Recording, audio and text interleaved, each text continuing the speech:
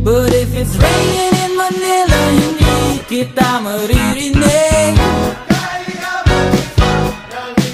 So I'll be waiting in Manila kahit di ka na babalik.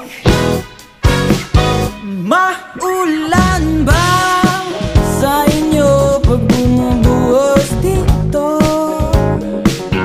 Paumanhin at mukhang hindi ko masasabayan ang iyong yapak sa pagngiti at pag-iyak, sa paglipad at pagbagsak ng araw-araw.